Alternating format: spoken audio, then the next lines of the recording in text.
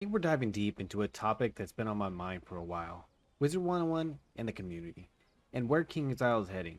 I've been playing this game for a long time, and it's time to get real about what's happening.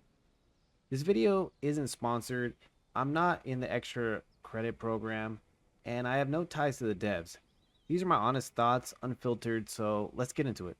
Let's talk about how Wizard101's changed over the years. When I first started playing, the game was all about exploration, discovery, and the joy of progression through the spiral. But over time, things have shifted. Back in the day, updates were exciting and full of new adventures. Now it feels like KingsIsle is more focused on monetization than the player experience. We've seen an influx in crown shop items, pay to win elements, and bundles that prioritize profit over gameplay. It's hard not to feel like the original magic of the game is fading away. Now, if you spent any time on social media or forums, you know how much the community complains, and honestly, it's justified to an extent. I can see where KingsIsle is listening to what we're saying, but I just don't believe it's being implemented the right way. Whether it's pricing the crown shop items, a lack of meaningful updates, or the perceived disconnect between the devs and the players, people are frustrated. Feels like KingsIsle's out of touch with what the community really wants. Players are asking for better communication, more engaging content, and less emphasis on paywalls. But instead, we're getting more microtransactions and minimal improvements. I mean, we are getting a brand new update, so we can see how things are changing. With Wizard101's 16th birthday, the announcement of Ravenwood Academy on Steam, Wizard101 coming to console, you can see we're kind of moving in the correct direction, but even with the console release, if that doesn't bring our original Wizards over to it, then the game's going to be dead on launch. Feels like they're trying to maximize profit on a game that's over a decade old.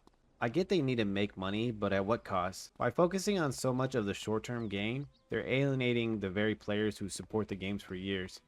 Now, I'm still working my way through the game myself, so I can't really say anything on this part, but from what I'm hearing, people are feeling like the new worlds and updates often feel like recycled content rather than fresh, exciting adventures.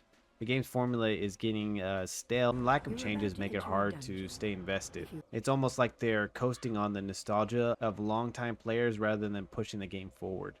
So what's the solution? Honestly, it's either we change or they never change. KingsIsle needs to listen to the community, really listen, and start making decisions that prioritize long-term engagement over quick cash grabs.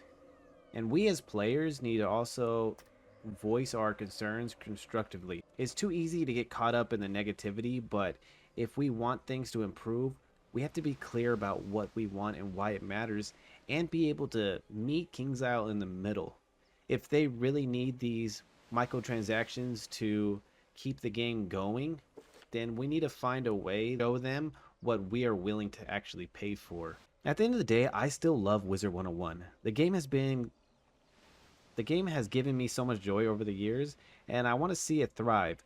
But it's going to take a lot of effort from both sides, KingsIsle and the community, to keep the spiral spinning.